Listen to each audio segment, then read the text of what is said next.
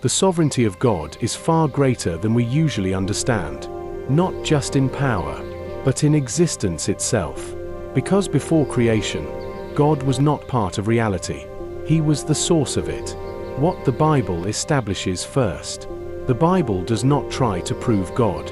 It begins with Him already existing. In the beginning, God created the heavens and the earth. Genesis 1 verse 1. This verse is not about God's origin. It is about the origin of everything else. So when Scripture says beginning, it is referring to the beginning of time, the beginning of space, the beginning of matter, but not the beginning of God.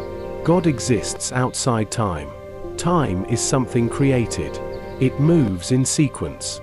Past, present, future.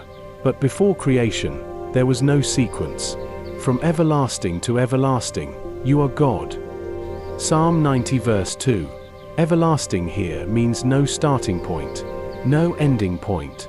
God does not move through time like we do. Instead, time exists within what God created. God's nature, self-existent. In Exodus 3 verse 14, God says, "I am who I am." This is a statement of self-existence. God is not created, dependent, sustained by anything. Everything else depends on something. God depends on nothing. There was no universe, no space, no physical realm. But there was not nothing. Because God is not nothing. God is spirit. John 4 verse 24. That means, He is not physical. He is not limited by location. He is not contained by space. So before creation, God existed in a non-physical, eternal reality. There was already order, not chaos. Many people imagine nothing as chaos or emptiness. But Scripture shows something different. In the beginning was the Word. John 1 verse 1. The Word means reason, order, intelligence.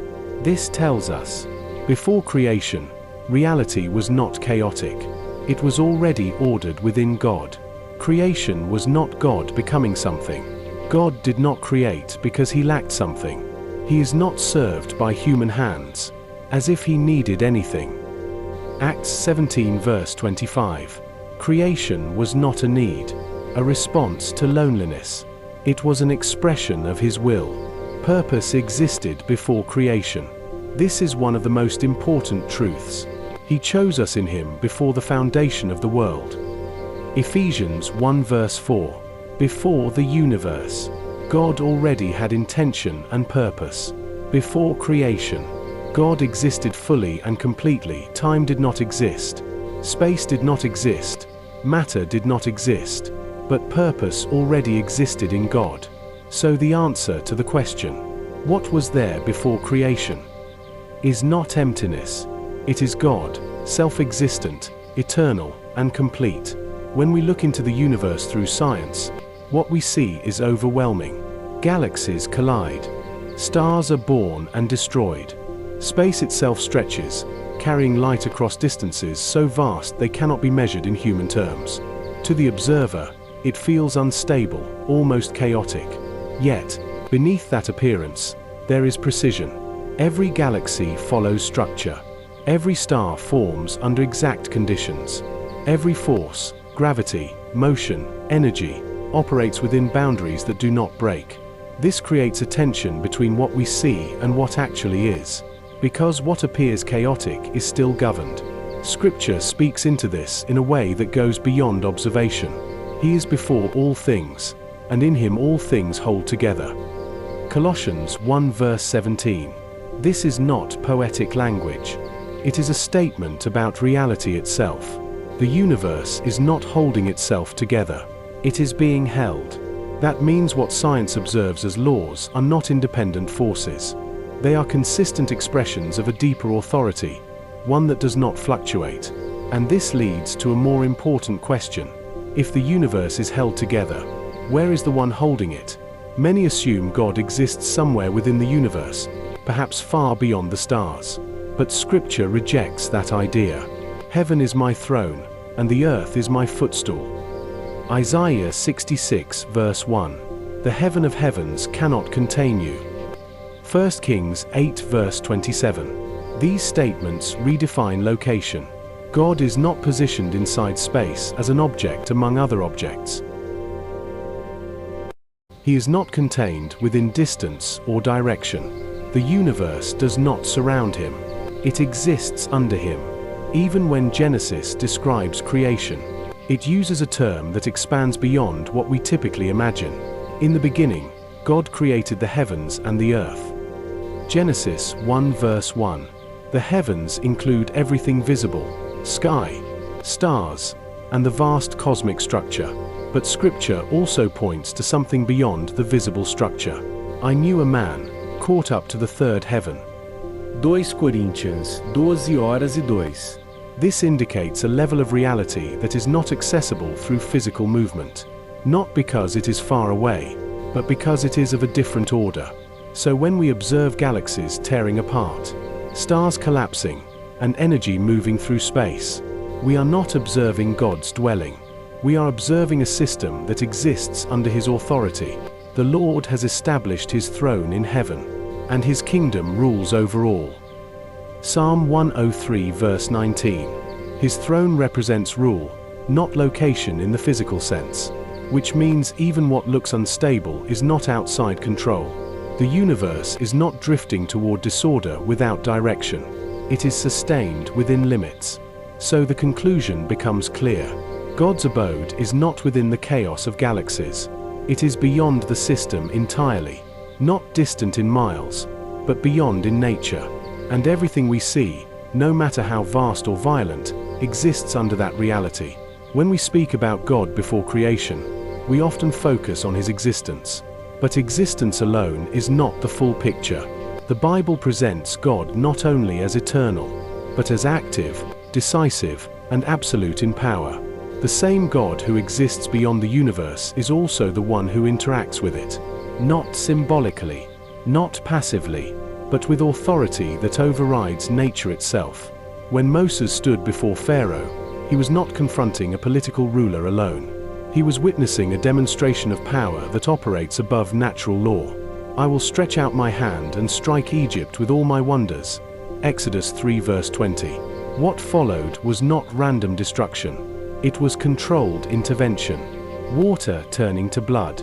Darkness covering a nation. The sea dividing at command. From a scientific perspective, these events break every known system. Water does not change its molecular structure instantly. Seas do not separate into walls. Darkness does not selectively cover regions. Yet Scripture does not present these as violations of reality, but as acts of the one who defines reality. By faith the people passed through the Red Sea as on dry land. Hebrews 11 verse 29. This moment is important because it shows something beyond power. It shows control over physical systems. The same forces that govern oceans, gravity, pressure, motion, were overridden. Not by force as we understand it, but by command. And this is where science reaches its limit. Science observes patterns, but it cannot explain authority over those patterns.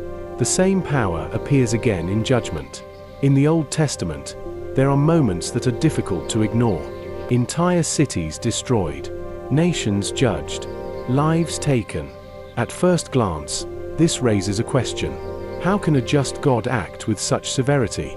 Scripture answers this not by denying it, but by placing it within a framework of justice. Shall not the judge of all the earth do right?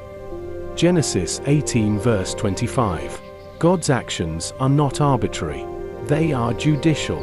In Exodus 12 verse 12, during the final plague, I will pass through Egypt and strike down every firstborn, and I will bring judgment. This is not described as chaos.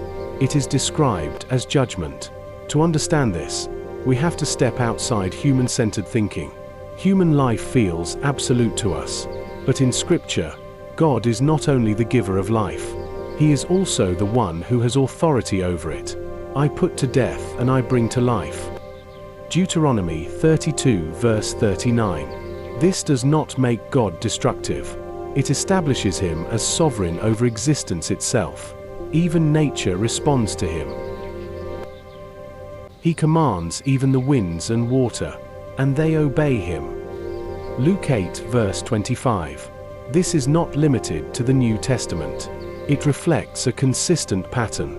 Creation is not independent. It is responsive. So when we look back at events like the Red Sea opening, Egypt's judgment, the fall of cities, we are not seeing random acts. We are seeing the same reality expressed differently. God has authority over matter, life, and history. And this connects back to the beginning. Before creation, that power was not developing. It was already complete. Creation did not give God power. It revealed it. So the real question is not, why did God act? But, what does it mean that reality itself answers to him? At this point, a pattern begins to emerge. Science observes the universe. Nature displays structure and power. Scripture reveals truth about God's actions and character. Yet none of these fully define him. Not because they are false, but because they are limited. Science depends on observation and measurement.